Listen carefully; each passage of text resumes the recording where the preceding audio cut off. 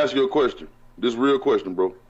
Which is more cruel, to starve a person to death or to feed them to death? Maybe to feed them to death, because it seems like you're just making lazy people. Well, there is no real answer to that question. Right. Because in the overall, they still die, right? They gonna die either way. So how about just sustain life? No. Right. But the issue is, most of us we used to being fed to death, right? And people just, telling us, oh, if we just pray. We are hooked on hope. We hope addicts, bro. That's what Obama was. They sent us in and got hook, line, and sinker with that one.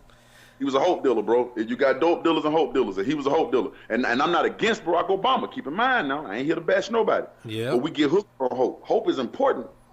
But it's like sugar, bro. Sugar is good. It's cool, man. Hey, every now and then you want to eat some sugar. Yeah. But you can't live on it. Exactly. I got family members, if I mention anything negative or bad about Obama, oh no, he did this, and it was the Congress that wouldn't help him, and giving excuses and passes, and they all gonna do what they gonna do. But I'm like, what point do people say, wait a minute, this ain't adding up? Eventually we can look at a situation and say, common sense tells us something ain't adding up here. You could make excuses forever, but at what point do people wake up and say that this just ain't right? Man, I'm gonna tell you like this, bro. George Bush, we start with Ronald Reagan. Ronald Reagan was the Hollywood president, okay? Ronald from Hollywood, he was an actor in Hollywood. Ronald Reagan was very influential in getting Hollywood to help the rocket, the spaceship to the moon. A lot of people don't know how much Hollywood helped on that, but we really turned that into quite the TV spectacle. For the look, they moved the launch site. They put little flecks of gold in the rocket. They shot it a certain way to make it look majestic. Ronald Reagan was influential in that. Because of that, it helped him get the White House. It wasn't until Reagan showed up, right, that really we watched Hollywood. The first big blockbuster movie was Jaws. But in the 80s, we had blockbuster movies. The government started feeding money back to Hollywood. He was the Hollywood president, right? He was the Hollywood president. After that, we got George Bush, the first oil president. We started downsizing cars in the early 80s, or the mid 80s. We started downsizing cars because we just had an energy crisis, right? Right. But it was George Bush who started to bring those oil prices back down for us, and that revitalized the car industry, right? He was oil president. He came from an oil family. He owns a pot of oil, right? So he did good for oil. You get to Clinton. Clinton was the real estate man. He made his money in real estate, right? So as what President Bush was doing was going down, you see them energy prices started to creep back up during the Clinton administration. They started creeping back up. Cars was way too big by that point because General Motors and Ford was cranking out these big cars to feed the oil companies because they was feeding each other. Clinton wasn't even paying attention to that. The real estate happened during the Clinton administration. He was the real estate guy. Right. Supposed to get money in real estate. Right? The second Bush, oil again, right? Oil guy. Right? Now you get to the community organizing black guy. You know who didn't get the money? Who? The black. Right. The last one to eat it every time, ain't it? Right. Now, and I know that he was more than just the president for black people. That's true. Bill Clinton was more than just the president of real estate. But they got money with him. You feel me? And it's okay to judge that president that way. That's not a smear on black people. That's just to say, hey, this is our first time in office. We had a lot of learning to do. Right?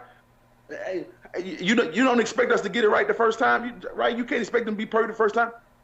That's not to put him down. That's just to say, hey, he could have done a better job. It's definite levels you can get to on that. Right? But again, because we like to be fed to death, we just go, oh, it was perfect. It had to be because it's brought. Nah, bro. They say he was the best president ever and all of this. I mean, I don't know. I mean, I guess you could consider it that, but do you think that's a possibility? Or who do you think would be the best president if there is one? Who was the best president? I'm glad you said if there is one. It's kind of a trick question, you know. it depends on what we want to say a president is good for, right? He was definitely my favorite president. Okay. Without a question. Not that he did everything I'd liked him to do, but I liked him. I liked his demeanor. The man was just fucking cool, man. You've never seen a cooler president. They couldn't break his nerves for anything. They could say anything. He just so cool, calm, and collect. Like, dang, how you keep your nerves so strong? Yeah, he had the jokes, man. He was a suave guy. You know what I'm saying? He always seemed like he had it under control. Didn't matter what was going on. I liked that about him, right? I liked him. Now, when it comes to, he did some good things, right? I can't. He did some good things. I give him, if I had to grade him A to F, I give him a B. Oh, that ain't bad. Yeah. He definitely was no worse of a. Okay, did I go to look at Clinton? We had money when Clinton was in office. Oh my God, Clinton's administration was the beginning of the rich rapper.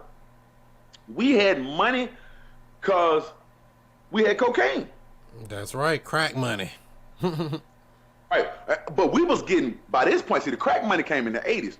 That was dirty money. You was seeing a rough side of money. People was getting money, but it was dirty. It was crack money. The 90s, it was starting to clean up because we was getting cocaine. Cocaine changed rap music. Believe you. Now, you still had people rapping about crack. Oh, but they was pushing powder. Cocaine changed rap music. Cocaine changed America. We was getting money. We was getting, people was buying houses. Again, people was buying Hummers that got 8 miles to the gallon. Think about what I'm saying, fam. If I own a car right now that got 8 miles to the gallon, you would laugh at me. And took 40 gallons to fill up. You would laugh at me, right? We was getting money in the night. So that would make him a good president. We was getting money, right? But he was locking niggas up like you would not believe. Yeah, that prison pipeline was filled up real quick. He was privatizing prisons. I say Bill Clinton made public slavery illegal again. Made it legal. He just went within the confines of the law and basically made it so that America can be rich again off of the backs of who? Our people. The slave. Right, right. But if you want to talk about money, you got to give it to him, right? So it's hard to really judge what a good president is. He was my favorite president, and I can say that. I liked him. I liked Michelle. I thought she was sweet. I just liked them. And maybe a part of that is because they look like me. But real shit, as bad as I talk about Bill Clinton, I liked Bill Clinton. I thought he was cool as fuck. Was it because he played that saxophone? Did he win you over with the saxophone, Sebastian? Yes. Yes. So he won you over when he said, doo-doo-doo-doo. It was on in. It was on Arsenio Hall, man. Come on, man. He was on Arsenio Hall playing the saxophone, bro. Come on, man. How could you not like that? How could you not like that? Right? So I'm a red member of Phi Beta Sigma Fraternity Incorporated. How could you not like that? Come on, man. He had all the keys at that time. Too bad Hillary Clinton couldn't follow in those footsteps and woo the black community like Bill Clinton did. That's because we got fooled the first goddamn time, first and foremost. Secondly, fool me once, shame on you, shame on me. You know what I'm saying? Like, fool me twice, shame on you. The point is, I can't be fooled, like George Bush say. There's a whole saying in Texas. Well, I think it's in Texas. No, it's in Tennessee. Right. But the point is, I'm not gonna get fooled by that 2 times. We saw that happen the first time, and Bill pulled it off better. He was more believable. He spoke better. He was more personable. Hillary just didn't have those things. And you also had the fact that, now picture, last election, Hillary was running for president. Y'all remember that? Not too long ago. Right? Not this last one, but the one before that. Yeah. She was running for president. Right? All them people that hate Hillary Clinton then. They sure didn't. There was definitely a smear campaign that was unleashed against Hillary Clinton. Let's just tell the truth. I don't think so. I really don't. Oh, I'm going to tell you what it was, bro. I'm going to tell you what it was. This is what the intelligence community is telling us now, because they kept talking about how Russia hacked the election, but Russia did not hack the election. Russia did not go in and flip the ballots. You know what they did? What? They launched an internet campaign site. They launched the internet campaign that attack the very character of Hillary Clinton, which is okay. That's called. I mean, well, you got to look at it that, well, maybe there was an attack online, but Hillary Clinton had the mainstream media in her back pocket all the way. No question about that one, right? That's fact. But go do yourself a favor right now. Go look up where people get their news. Not in the mainstream no more. They don't trust them. They don't trust me. People get their news off the internet, bro. Mm-hmm. Right? It's rare that people are sitting down attached to the television.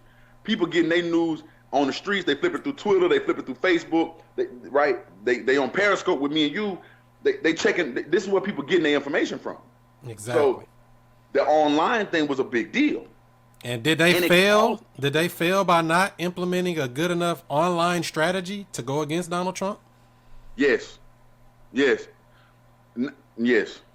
Because what I saw when I looked on Snapchat, Hillary Clinton's Snapchat game was strong as hell. I was like, damn, they got people in every city linking it together and doing all this stuff, adding stuff to her timeline. We're in North Dakota. We're in this state. We're in that state. And her Snapchat game was strong. And I mean, I'm pretty sure, I guess the other platforms may have been good as well, but Donald Trump didn't have one as strong as she did as far as Snapchat's concerned, if that means anything. Let me show you what I mean by getting your news off social media. We think of social media as, and I'm kind of glad you brought this up, but we think of social media as Instagram, Facebook, Twitter, right? That kind of social media. That's not what I mean when I say social media. Those are the social media sites. Those are like the social interaction sites. Mm-hmm. But the Reddits, the Breitbarts, the InfoWars.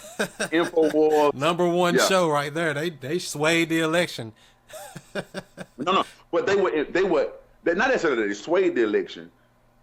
These are things that we gonna have to learn, man. I promise you, man. As a people, oh my God, it's a lot we learning right now. We're a relatively young culture, being African Americans. But one of the things we got to learn is how to control a story. Mm-hmm. What happens on the InfoWars thing is, keep in mind, I said this on one of my scopes. You had this growing conspiracy theorist group that had been growing since 9/11. Democrats and Republicans, people just didn't believe the 9/11 story, right? Mm-hmm. And this gave birth or rise to Alex Jones. That's where he came from, right? They're talking about 9/11 being an inside job, all of that. Right. So as people begin to distrust the government behind that and distrust the mainstream media, they begin to get what they believe to be facts from Alex Jones. So when Alex Jones gets up and starts, or somebody like Alex Jones gets up and starts talking against Hillary Clinton, no matter what the Snapchat say, fuck the Snapchat, she trying to make it look that way. Right. We getting facts from Alex Jones, whether they was real or not. That's not the important. Perception of being facts, right? If it was facts or not, okay. Right. So now you hearing everybody going, I don't trust Fox News, I don't trust CNN, they don't trust nobody. The only people they trust is the people that went against those outlets earlier, right? So she lost in that. She lost. Well, I say she lost. She lost the info war. She lost literally. Info war. Yeah, she lost her cyber battle. But all that to be said, as we as people, what we need to learn is how to control these narratives, because controlling a narrative is key to the public relations of a people. Mm-hmm. I say all the time, man, we as people, and this is one of the things I'm going back to the Tommy Sotomayor and Polite, we lose the public relations war. See, I get out here and call women bitches, nappy head hoes. This does two things. One, it hurts my accessibility to the woman, because anybody who would let me call them that got Stockholm Syndrome anyway. Right. Two, it promotes the white supremacists, and I do that this way because I don't believe in white supremacy, but the white supremacists to say, look at them, look at them, look at what they do. He called her a bitch, I should call her a bitch. Kind of like when Nigger Navy came out on Twitter yesterday. White people were like, oh, but if I said Nigger Navy, you see what I'm saying? Mm-hmm. It's bad public relations. And I'm not saying You can't do that. I'm just saying you have to do that in certain company. Right. 3, we got to learn that the reason that you want to have better public relations is so you can control the narrative. Man, you go look at the Holocaust, you go look at World War I, World War II. It's a lot of stories out there about those things, but there's only one narrative. Right. You don't get one side of the other story. You don't even get the other side of the story at all. At all. Unless you go translate some German or something. Right. You don't know why Hitler was mad. You have no idea why Hitler was mad. But we just know he's the worst person in the world. He killed the Jews. He gassed them. He did so wrong. He can never do right. Like, wait a minute. People don't just do stuff for no reason. Me just knowing how people are. People don't do things for no reason. He had to have a reason to do the things that he did. Everybody has a reason. Right. But you never get that reason. Right? That's because the narrative is controlled. And I'm not saying that his reason was justified. I'm just saying you don't even hear it. You'll never hear it. Nobody will even tell you the other side of the story. Right? If you mention the other side of the story, they call you a Holocaust denier, an anti-Semitic, and you're going to hell. Exactly. What are you talking about? He killed the Jews. He did this. He did so bad. You can't think he was a good guy. You can't think he was a whatever good qualities he brought to the table. He had to have something he brought to the table, or he wouldn't have been in charge of that country like that. We never think, how did he convince a whole nation of people? And he was elected, right? He wasn't just like, he didn't take over and then he actually failed in trying to get into power before, and he came back and got into power. So they won. People, extremists win when people feel disrest. People were broke. They was going broke. They were looking for some help. So he came in. He won the people. He was the Donald Trump of his day. He won the people. He might not have won the popular vote, but he won the vote. You feel me? So all that being said, we got to learn how to control the narrative, right? We do a whole lot of bad narratives, and I'm not against it, but I'm saying as a people, we're going to have to start doing a better job. Otherwise, when the rest of the world looks at you for the color of your skin, now they might have already done this, but you're not helping your cause. When the rest of the world looking at you for the color of your skin, they saying black people are violent. And again, now it's 41.3 million of us here. We only account for 6,000 murders. If you put that's not really, it's not as bad as they making it sound. It's really not, right? But when you already looking that way, and then they point to those numbers, and then they say, well, listen to the music they listen to. All they do is drugs, drink, and smoke weed every day. That's all they do, right? Right. And the killing part is most of the people I know, that's not their life. They got day jobs. They not these. I don't know too many big time dope dealers. Matter of fact, I don't know one. I know people sell a little weed every now and then, but I don't know no big kilo moving. Where they at? Yeah, and people be saying, all these dope dealers and this and that. We don't have no planes flying nothing in. We don't have no boats bringing it in. Yeah, none of the means of the modes of transportation, trucks, tractor trailers, none of that stuff. Means of production or distribution. Right. Okay. So then the question is, how do these rappers know the real Noriega? Right. Impossible. No, you don't. You don't. You couldn't possibly. Right. If you knew the real Noriega, you'll be shutting the fuck up. In a heartbeat. Now, because you know to come get you and interrogate you about the real Noriega. Now, you did mention a little bit ago about the different presidents, and you said, like Clinton was the real estate president, Obama was the hope dealer, and, so what do you think Donald Trump is going to be when he takes office in, 13 days? What president title is he going to have? Man, Donald, this is the truth. Donald Trump is going to be the most successful president America has seen in 50 years. Ooh, wait a minute. Now, people might get mad for you saying that now. Now I know that's a truthful statement. I said you got to define success. Right. Let me show you what I mean. The setup already there. The pieces already coming together. Watch what I mean. Keep in mind, America is still a company. Exactly. The United States of America is a Virginia company of England. Okay? We are still under English rule. We are still under English control. We are a chartered company of England. That is a fact. That's the way it works. Okay? Right. So we are the military arm for England. We hold all the guns. We the enforcers for English law. That's exactly what it is.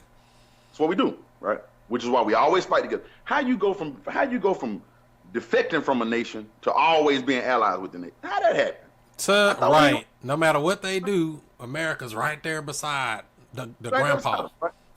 Right, we right there beside them. Okay, so here's what I mean when I say successful. You know, we talked about the Hegelian dialectic, right? Mm-hmm. You know what it is? No. For those listening, let me explain it. Hegelian dialectic simply says, if you create the problem and you create the solution, people will do what you want them to do.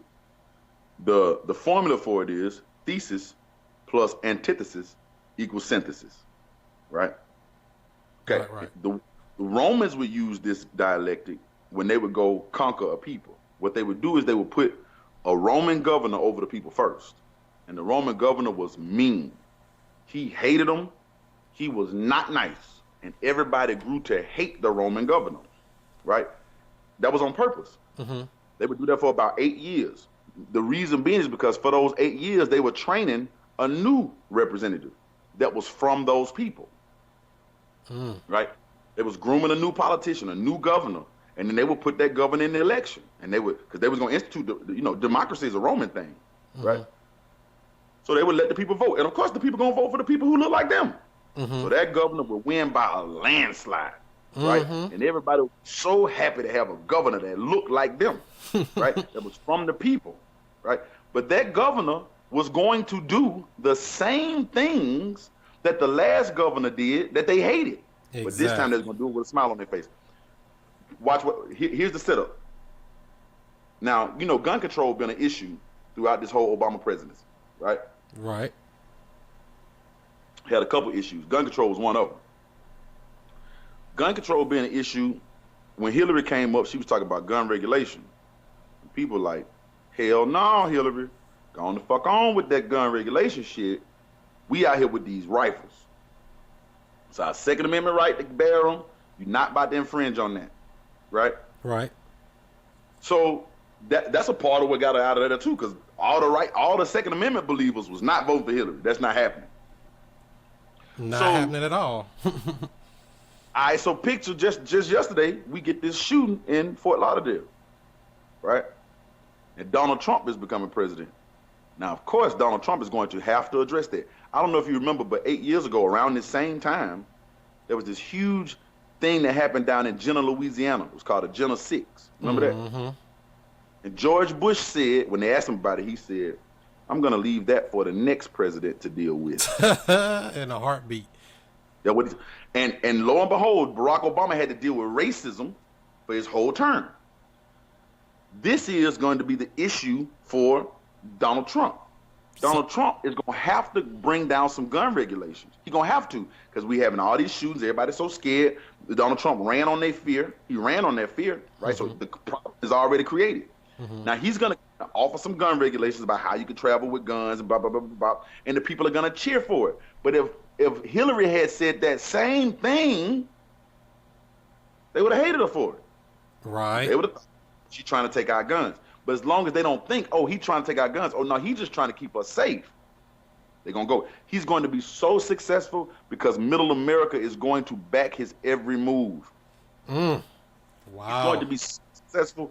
Bro, I'm not saying he's going to make us build a wall. I don't know about all that. But when I say, man, people are going to love this guy. He's going.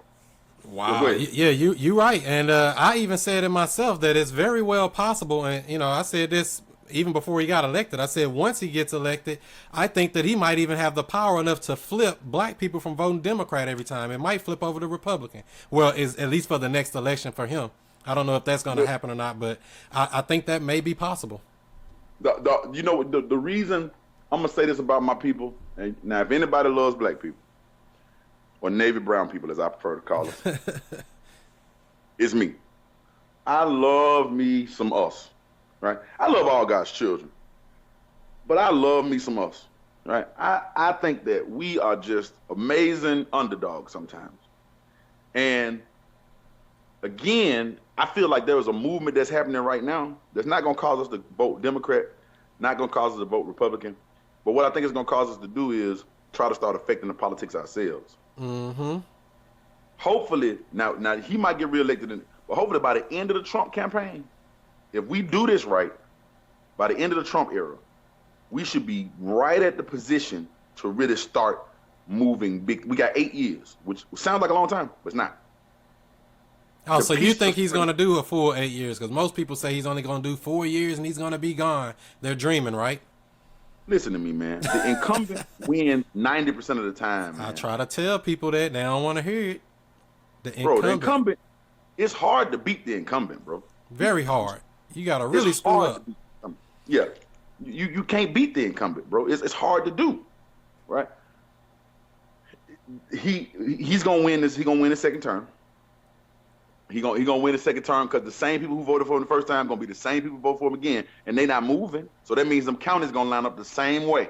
Probably worse. I don't even know who's gonna be the one to run up against them. They gonna be in for a slaughter. Right. Only somebody who I think that could even possibly do it. What's my lady name? Oh my God, she too old to do it though. It's two Democrats that I think could possibly. Say not Pocahontas. I know, not her. No. My lady, she ran. She spoke at the DNC. She's a senator from, oh my God, Elizabeth Warren. Elizabeth Warren. Yeah, that's Pocahontas, ain't it? Ain't that the one that say that's the one they say that says she has Indian in her blood and got high cheekbones and she's an Indian or something, right? Oh, okay. Oh, that's what you call it, Pocahontas. Yeah, Pocahontas. That's what Trump called her, was Pocahontas. Oh my God. He called everybody something. He done gave her a whole name, called her Pocahontas. Jesus Christ. A $5 Indian. He is not a politician. He just ain't good. He don't care. He gonna say what he think and forget your feelings. He don't care. But her and Cory Booker, I think he's from Jersey. Mm-hmm. Well, they said he was supposed to be on a ticket with Hillary Clinton this time, but he was on a short list but never made it because she picked this other guy. Yeah. Cory Booker picking up some steam. Cory Booker just gonna have to learn how to give more convincing speeches. Because really, he gives good speeches, but they sound rehearsed. He got to work on his being more natural. But that's the only, and I don't think either one of them really stand a chance against an incumbent. Right. You gotta he really gotta screw up something really bad, and I mean they gotta be like he don't want to run again or something like that. That's the only way he ain't gonna do 8 years. Right. So. We can prepare for these 8 years. But during these 8 years, this generation, some things I like about this generation, some things I'm not too thrilled about. But one of the things that I like about this generation is, for some strange reason, they are very fuck the rules. Mm-hmm. They don't care. Like this generation ain't tied to religion. This generation ain't tied to a politic or political party. This generation just really has no loyalty to anything but itself. That's right. But that's reality, though. You know, that's just the market correcting itself, I guess is what we can call it. Yeah. So I believe this generation is going to really start to do some things for itself. Because think about the fact, bro, it's 7:35 out here. We've been listening to black people talk about black people shit about the last 4 hours. We still going. There's so much to talk about. Bro, again, we wouldn't have been having this discussion in the 90s. It couldn't have happened. Technology wasn't ready for it. But now it's time to open it up. People weren't ready for it either. People went, come on. I mean, if a church service had lasted this long, we'd have been like, man, I got to go. Mm-hmm. Right? But the people are now, they at a place where they like, feed me that. Feed me that. I want that. Feed me that. I got almost 17,000 followers who saying, hey, now talk that shit. Right? Mm-hmm. I'll be on there for hours. Talk that shit. Come on. Let's eat that up, right? So the people are at a place where they are starting to look within. Mm-hmm. And I believe over the next couple of years, it's going to be so much pressure from outside. There's going to be so much pressure from the outside, so many new laws and new restrictions that people aren't going, and it's not going to be any coddling. Like, this ain't going to be a dope boom. Mm-hmm. This going to be a real business, industrial boom. So you're gonna see some businesses get together, and when the business start to get together, people start getting business minded. Right. And that's gonna be good for black people. Not that Donald Trump is gonna be good for black people. And I meant to ask you that too. I guess I couldn't ask you before the election, but prior to the election, did you think Donald Trump even had a real chance, or were you one of those people thinking that Hillary's got it? What are we even looking for? Still go vote, whatever, things like that. Man, honest to God, I can't even lie. I didn't think this was real. You said this got to be a dang on dream. No, but around the middle of it, I thought to myself, "Oh, this is possible." Right? This is really possible. Towards the end, it was when the grab her by the pussy thing came out. I thought, okay, this is over with. No way they're gonna bounce back from this. And that was their strongest thing they had against Donald Trump right there. They waited to time it just right, but they ain't timing good enough. And he came in there and still did it. I've been telling people since August of 2015 that he's going to be the next president, and they thought I was a joke. Like, I didn't see this coming. I'm like, I don't see nobody that's going to beat him. Not no Jeb Bush, not no any of those guys that were on the stage. It wasn't really, he took them down. Now, I knew, like, after the first primary set, I knew he was going to be the Republican nominee. And I said, bro, I'm leaving America if you get the Republican nomination. I knew he was going to be the Republican nominee. It wasn't enough strong characters on the other side. Exactly. But I really thought, okay, Hillary got the experience. She going to pull this off. She's going to appeal to the people. But she just wasn't able to do it. She wasn't able to do it. So do you think so you said that Donald Trump will definitely not be good for black people in any way, or you think it's just we'll see? No, it's not. Donald Trump is good at business. Donald Trump does not know people very well. And black people are people. Like, we are very people oriented. Mm-hmm. We like to talk nice to each other too. We talking mean to each other. Like, we don't want nobody to say nothing too harsh. We can't listen. Same thing with Tommy Sotomayor. Even if Tommy Sotomayor gave you the keys to life, fuck it. He ain't say it right. Exactly. Right? And Donald Trump can't say it right. And that's all they want. Say, if we ain't getting it the way we want it, then we not accepting it. Right. So he's not gonna be good for black people. So not good.